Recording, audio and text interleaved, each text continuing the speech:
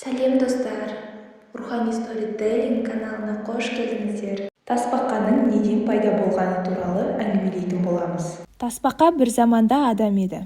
Азан шақырған аты Бақа еді. Саудаға ерте жастан араласып, базардан шықпайтын болды. Бірақ жеміс-жидек сатқанда таразыдан жейтін ас еді. Бір жылдары ел жұрты жұртқа ұшырап, ас-ауқаттан тарықты. Елдің бәрі қолда бар нәпақасын ептеп жеуге мойынсынды. Бақаның да қоры тез таусылып, кентіріп, тозып кетті. Оның әрі бай, әрі жомарт көршісі бар еді. Бақа соған келіп, «Қияметте жәрдем көршіден деген, сен сияқты мол қор жинап үлгермедім. Бала шаға аш отыр. Бір табақ бидайды қарызға бер, кейін қайтарып берермін», деді. Жомарт көрші ойланып тұрмады. Үлкен ыдысқа толтырып, бидай салып берді. Бақа қыстан аман шығып, ақыры көктем келінді. Көршісінен тұқымдыққа жарты қап бидай және сұрады. Ол тағы да сұрағанын қиналмай берді. Бақа егін егіп, күзде мол астыққа кенелді. Сол жолы жомарт көршісінің бидайы қурап қалды. Бірақ ол аса қатты қайғырмады. Жақсы көрші тапқаның, мол олжаға батқаның деп көңілді халде үлкен табағын алып, Бақа досының үйіне келді. Бақа қоймасының аузын мұрнын толтырып, астық жинап тастапты. Есігінің алдында індеріне дән тасып жүрген құмырсқаларының аузындағы бидайды тартып алып, қоймасына жинап жүр екен. Көршісінің табағын көріп, «Мына табағың тым үлкен, сенің маған бидай берген ыдысың мынадай болатын», деп күшлеу бірдеңені көрсетті.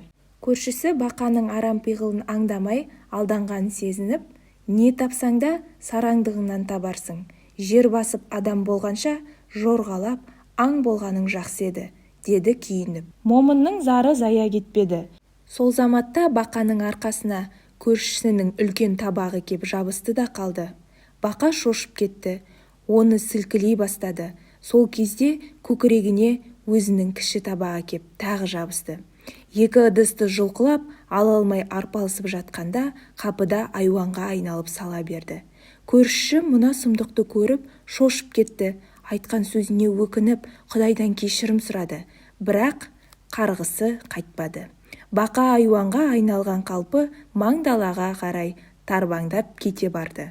Жұрт оны содан бері Тасбақа атап кетіпті. Әрі қарай тасбақа жайлы қызықты мәліметтер. Тасбақаның ең үлкен түрінің салмағы 600 килограммға дейін барады. Оттегісіз 10 сағат өмір сүре алады. Олар жер бетінде 200 миллион жыл бұрын пайда болған. Тасбақа 5 жыл тамақтанбай жүре алады деген мәлімет бар. Тасбақа ұясындағы температура төмен болса, онда жұмыртқада еркектер шығады. Ал температура жоғары болған жағдайда ұрғашылар пайда болады. Ол өте баяу жануар, бірақ олардың суда тіршілік ететін түрлері 30-35 км/сағат жылдамдықпен жүзеді. Жер бетін миллиондаған жыл бұрын мекен еткен тасбақа архейлионның ұзындығы 4 метр, ал салмағы 2 тоннадан асқан. 100 жылдан астам уақыт өмір сүре алатын тасбақалар бар. Тасбақаның есту, иіс сезу және көру қабілеті өте дамыған. Жасыл теңіз тасбақасының күші өте көп. Ол арқасына 4 адамды отырғызып жүре береді.